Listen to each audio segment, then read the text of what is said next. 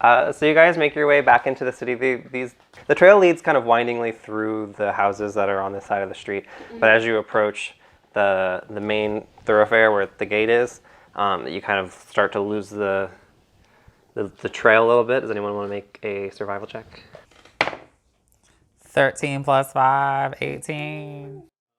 You're easily able to see, like, it seems just like because the road is so busy, they kind of got trampled over, but you're able to follow them on the other side. So it doesn't take you all the way back up to where Oot was. It's kind of, she was kind of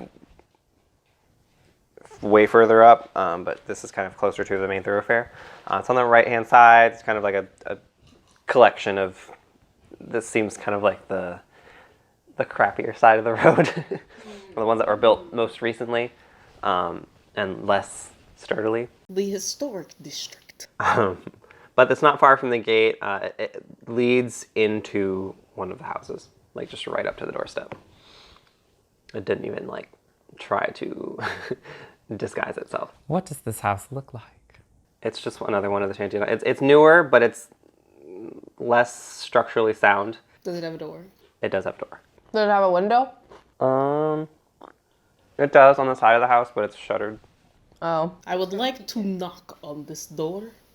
I will say that as you're approaching this house, before you've even gone in, the smell of just like, it's not as strong as it was at the apothecary, but it's pretty strong. It's just the smell of just disease and decay, just kind of permeating the air around this house. Oskar retracts his hand. It's pretty clear that this specific section of the town was kind of hit harder than some of the other ones with this disease. Just seems like this, everything kind of south of where the apothecary was seems to be where this is all kind of focused. But yeah, what are you guys gonna do? Well, Oskar, is it still your plan? Do you want to be the one who knocks? I am debating this. I am trying to see if I can go in without going in. Excuse me. I don't think we're going to find anything savory in here.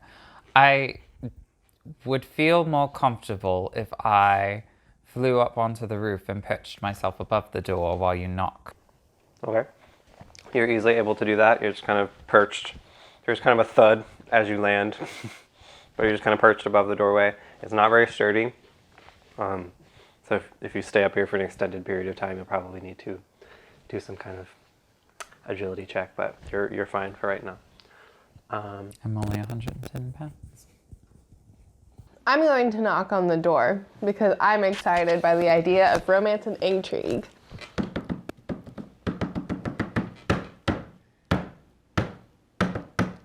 Stop knocking.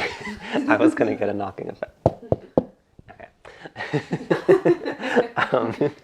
As you knock on the door kind of just starts to creak open. Just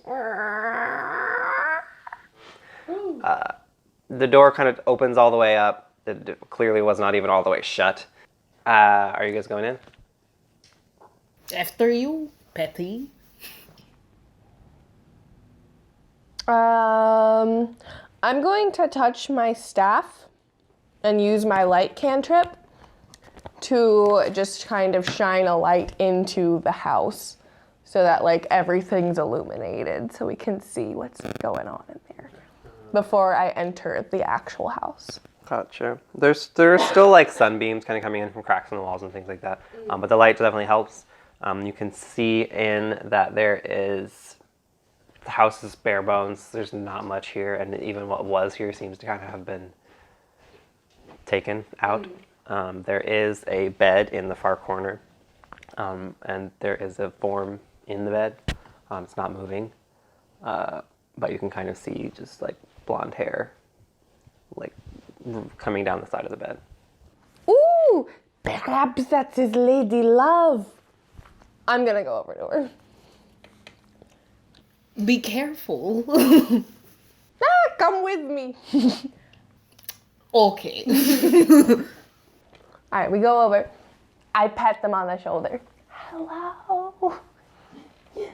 She kind of shakes awake. Please, Tarim, I have never met that mantra man in my life. Please, don't leave me here to die. I only went to his house to ask why he sent the letter and caused this rift between us, Tarim. I have always been faithful to you. Finding his body there was terrifying, even more so when I knew it was you who killed him. Where did you ever find such a wretched poison? One courier's mistake has caused the ruin of us all. And she kind of... None of this was said directly at you. She was kind of just looking up the whole time. And as she gets out that last word, she kind of just like... and you can tell that she's gone. Is everything okay in there? There's no response.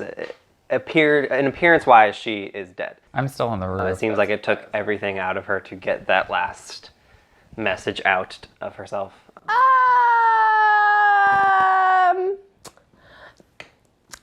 Everything. She is not okay. What? I'm coming in. Sorin decides that this is sounding like an emergency, and instead of like leaping down, coming through the front door, Sorin decides to use her feet talons to like create a small hole and like kind of dive into. Sorin tries to gracefully create a hole for themselves. But because the roof is so unsturdy, it just kind of collapses and a mass of feathers and wood and dust just comes crashing into the room. And you're now lying on the ground prone. I'm what? You're prone. Prone? Which means that a prone creature's only movement option is to crawl unless it stands up and thereby ends the condition. The creature has disadvantage on attack rolls. An attack roll against the creature has advantage if the attacker is within 5 feet of this creature. Otherwise, the attack roll has disadvantage. You can only stand up on your next turn. Can I... Oskar notes that Sorin has fallen through the roof. But turns his attention back to the girl in the bed. And makes sure that tries to make sure that she's actually dead because he didn't catch some of that last part and has questions. Give me a medicine check. What dat? Which one? D20. I don't have any modifiers. 10. Okay. She's dead. God. Oskar is disappointed. What was that name again? Tarin? Let us go inquire of this Tarin. He obviously killed the boy. The mantra. Ah. Should we inspect the rest of the home for any other clues? Sorin says while she's still prone. Nah, it is ugly. We should go. Okay, you all leave. Where are you going? Where's the nearest shanty to us? Like the nearest house? Just right next to you, because they're all pretty built close together. I say we go knock on the neighbor's door. And you are pretty close to like the main thoroughfare where the guards are too. Oh. We asked to talk to their manager. I don't think they want to see us just yet. We could at least ask them like if they're letting anyone in at all. We could try and trade information. We found out some things. We can see if they know who this person is. Yeah, Sorin says while still prone. Crawling. Scooting. Oh, you got up. You're fine. No, I choose when I get up. Okay, you're crawling across the ground as Petti and Oskar just kind of leave you. Are you guys going back to the guards? I am. Sure. Yeah. So the two of you arrive at the guards. Hello, guards. Remember me? I was much sadder earlier. This is said from a distance, but they can hear you and see you. And the guard who spoke to you earlier, who was a male Khajiit, male tabaxi, which is a cat person, kind of looks over and he's just like, ugh. And so he sends his partner over to talk to you instead. Hello, cutie. This man is very young, He is identically either an elf or a half elf. He has very elven features. Ooh, Petti's excited. It seems like he doesn't care about the situation. Like, this is just another day of work, another paycheck. Wow, he doesn't care. That's so cool. He walks up to you and What's a check? it's like, yes, can I help you? Hello.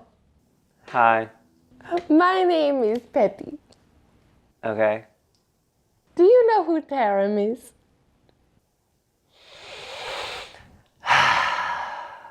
Yeah. Who is he? Some orc. He used to live up near here somewhere, the road that way. He had a wife. I think her name was Fadira, something like that. Ah, the dead blonde? Yeah. Fadira Belamash.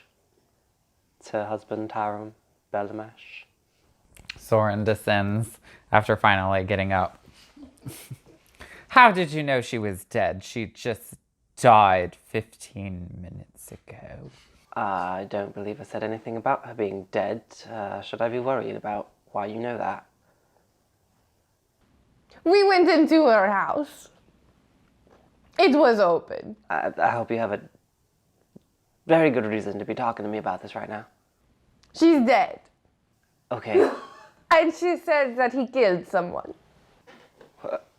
He kind of motions over for the tabaxi to come up. No, say that again. Who did she kill? She didn't kill anyone. Her husband killed Mantra, I think. The tiefling. The very same one.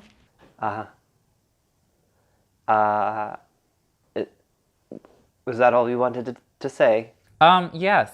No. Actually, no. They kind of like share a glance with each other. So, are you going to be letting anyone into Baldur's Gate? Like we said earlier, no one gets in until the plague is cured. No one at all. No one. No one at all. Look, I believe what you're trying to do is convince me, but my job is rather important. Did the orc go into the city, or did you see him recently? Is he around? Can Sorin try to show some leg? I think about a week or so ago he did go in to this gate, but I haven't seen him since. You let some ugly orc into the city? And not a pretty girl? The tabaxi kind of pipes up and is like, excuse me, what is that supposed to mean? Pretty. This orc is not pretty as well? Probably not. To me, that seems a bit racist. All we know is he has big feet. We cannot judge him on these things, Petti. Excuse my friend. Yes. Us ugly races have to stick together. So you are going to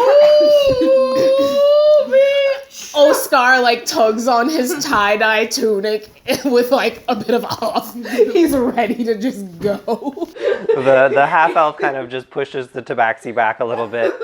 Oskar, I will gladly hold your hoops for you. He kind of combs his beard a little bit and it just flustered. It's like, I apologize for my partner, but that's all we know. The Tarim went into the city about a week ago. This was before the plague began, or at least before we knew about it. And we haven't seen him since, because the gates are locked, no one comes out either. We need to speak with him. Well, I'm afraid that is not possible until the plague is cured. Well, she said something about how he caused the sickness. Well, unless you can prove that, I don't know what I can do with that information. let us have a small gathering. So, they are not going to let us in, but we know that the murderer is in there. You're going a little French. Are we? Yeah, I heard it. It's okay, I go a little Russian.